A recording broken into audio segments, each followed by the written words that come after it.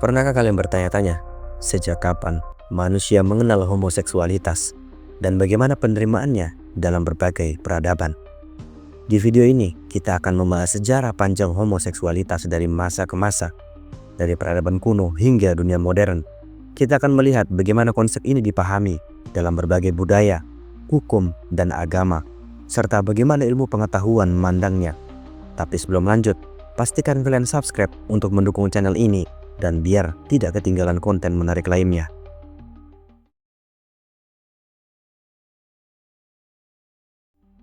Homoseksualitas bukanlah fenomena baru. Bisa dikatakan sebuah topik pembicaraan yang sudah tak hangat lagi. Namun, catatan sejarah menunjukkan bahwa hubungan sesama jenis telah ada sejak ribuan tahun yang lalu. Dan ini yang membuatnya jadi lebih menarik. Tapi sebelum lanjut, kita harus tahu terlebih dahulu apa itu homoseksualitas. Homoseksualitas adalah ketertarikan emosional, romantis, atau seksual seseorang terhadap individu yang memiliki jenis kelamin atau gender yang sama. Seseorang yang memiliki orientasi ini biasanya disebut gay untuk laki-laki atau lesbian untuk perempuan. Kemudian berlanjut pada sisi sejarahnya. Pada peradaban Mesir kuno, ada bukti yang menunjukkan bahwa hubungan sesama jenis sudah ada dalam mitologi Mesir kuno, seperti kisah Dewa Set dan Horus yang menggambarkan persaingan dengan unsur homoerotis. Selain itu, makam dua pejabat tinggi, Nian Khnum dan Khnum Hotep, yang ditemukan di Saqqara menunjukkan kedekatan yang sangat intim dalam relief makam mereka, sehingga dianggap sebagai bukti homoseksualitas di Mesir kuno. Kemudian beralih pada peradaban Yunani kuno. Homoseksualitas di Yunani kuno bukan sekedar hubungan fisik, tetapi juga erat kaitannya dengan pendidikan dan perkembangan intelektual. Hubungan antara pria dewasa atau yang disebut pada saat itu Erastes dan pemuda Eromenos sering terjadi dalam konteks pembelajaran dan bimbingan moral. Plato dalam Simposium bahkan menggambarkan cinta antara sama pria sebagai bentuk cinta yang lebih luhur dibandingkan dengan cinta heteroseksual. Selanjutnya pada peradaban Romawi kuno, praktik homoseksual lebih kompleks.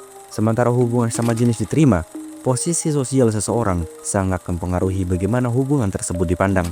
Seorang pria Romawi yang berstatus tinggi diharapkan menjadi pihak yang dominan dalam hubungan, sementara menjadi pihak yang pasif dianggap merendahkan status sosialnya. Kemudian beralih ke Asia Timur, khususnya di Cina dan Jepang. Di Tiongkok kuno, homoseksualitas tercatat dalam beberapa literatur klasik, termasuk potongan lengan yang menggambarkan kisah Kaisar Han Ai yang memotong lengan bajunya agar tidak mengganggu tidur kekasih prianya. Di Jepang, praktik homoseksual di kalangan samurai dikenal dengan istilah sudo yang dianggap sebagai bentuk ikatan spiritual dan disiplin militer. Kemudian dalam dunia Islam awal, beberapa penyair Persia seperti Rumi dan Hafez menulis puisi yang diduga mengandung tema homoerotis. Selain itu, dalam sejarah Kekhalifahan Abbasiyah, beberapa khalifah diketahui memiliki hubungan dengan pria muda. Meskipun dalam hukum Islam hubungan ini umumnya dilarang, namun di sisi lain, dalam kisah agama-agama Abrahamik, kaum Nabi Lut atau yang disebut dengan kaum Sodom dan Gomora sering disebut sebagai contoh penolakan terhadap perilaku homoseksual dalam perspektif agama.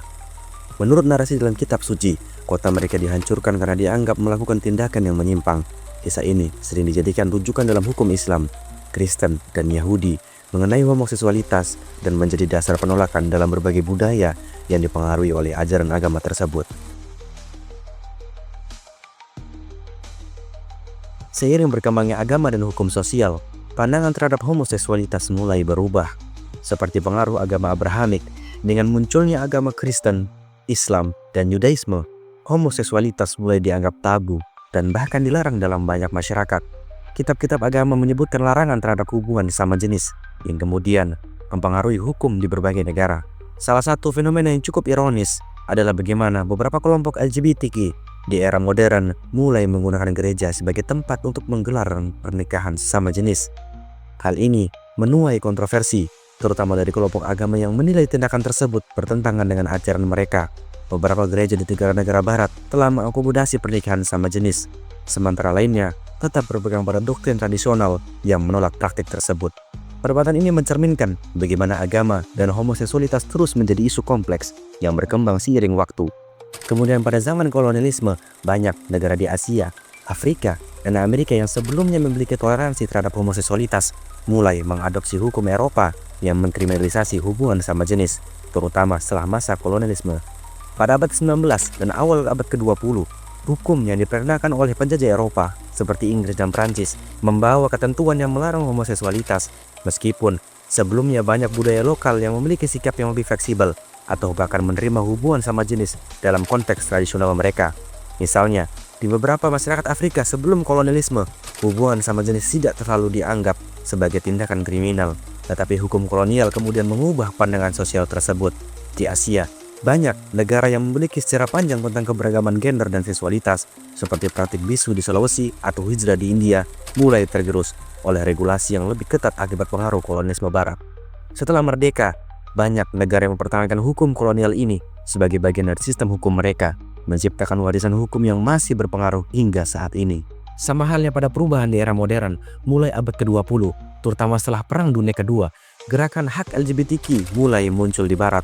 Salah satu momen penting terjadi pada tahun 1969 dengan kerusuhan Stonewall di New York, yang dianggap sebagai titik awal gerakan modern hak LGBTQ.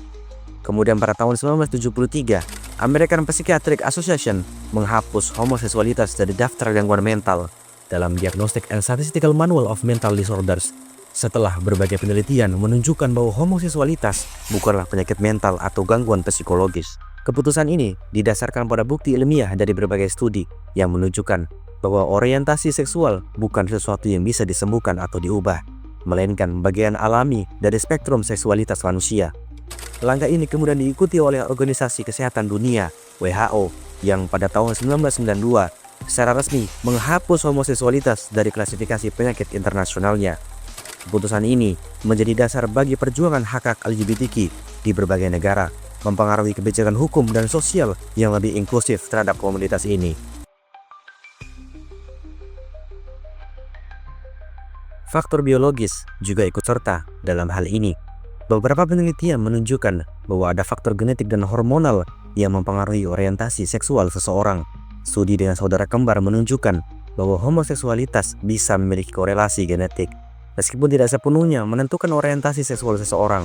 Sebuah studi dari National Institute of Health dan penelitian jurnal Science menemukan bahwa tidak ada satupun gen spesifik yang secara langsung menyebabkan homoseksualitas, tetapi kombinasi beberapa faktor genetik dapat berkontribusi terhadap preferensi seksual seseorang. Selain itu, penelitian pada perkembangan janin menunjukkan bahwa kadar hormon tertentu selama kehamilan dapat mempengaruhi orientasi seksual anak di kemudian hari. Studi neurobiologi juga menemukan bahwa ada perbedaan dalam struktur otak antara individu homoseksual dan heteroseksual, khususnya pada hipotalamus yang berperan dalam regulasi perilaku seksual. Namun, para ilmuwan menekankan bahwa orientasi seksual merupakan hasil dari interaksi kompleks antara faktor biologis dan lingkungan, dan bukan sesuatu yang bisa disederhanakan hanya dengan satu variabel tunggal. Selain faktor biologis, lingkungan sosial dan budaya juga berperan dalam membentuk ekspresi seksual seseorang. Lingkungan sosial dan budaya yang memainkan peran penting dalam membentuk ekspresi seksual seseorang. Norma sosial, nilai budaya, dan interaksi dengan kelompok sosial tertentu dapat mempengaruhi bagaimana individu memahami dan mengekspresikan orientasi seksual mereka. Misalnya, paparan terhadap kelompok sosial yang mendukung atau menolak hubungan sama jenis dapat mempengaruhi pandangan individu terhadap orientasi seksualnya. Penelitian menunjukkan bahwa lingkungan sosial dapat mempengaruhi perubahan orientasi seksual. Sebuah studi menemukan bahwa lingkungan sosial memiliki pengaruh signifikan terhadap perubahan orientasi seksual. Selain itu, faktor seperti paparan terhadap norma budaya dan representasi media tentang hubungan sama jenis juga dapat mempengaruhi pandangan seseorang terhadap orientasi seksualnya. Lingkungan sosial dan budaya memegang peran penting dalam membentuk ekspresi seksual seseorang. Faktor-faktor seperti nilai-nilai budaya, norma sosial, pendidikan, dan pengaruh teman sebaya pun dapat mempengaruhi bagaimana individu memahami dan mengekspresikan seksualitas mereka. Kemudian pada penelitian neurologi, studi tentang struktur otak menunjukkan beberapa perbedaan antara individu homoseksual dan heteroseksual. Meskipun penelitian ini masih berkembang, sebuah penelitian oleh Simon Levy pada tahun 1991 menemukan bahwa bagian otak bernama nukleus interstitial anterior dari hipotalamus lebih kecil pada pria homoseksual dibandingkan pada pria heteroseksual, yang menunjukkan kemungkinan peran neurobiologis dalam orientasi seksual. Selain itu, studi lain yang diterbitkan dalam Proceedings of National Academy of Science menemukan bahwa pola konektivitas otak antara individu homoseksual dan heteroseksual menunjukkan perbedaan yang signifikan. khususnya dalam area otak yang terkait dalam regulasi emosi dan perilaku seksual. Meski demikian, para ilmuwan menekankan bahwa faktor lingkungan dan genetik juga turut berkontribusi dalam menentukan orientasi seksual seseorang. Jadi, sejak kapan manusia mengenal homoseksualitas? Jawabannya, sejak dulu kala.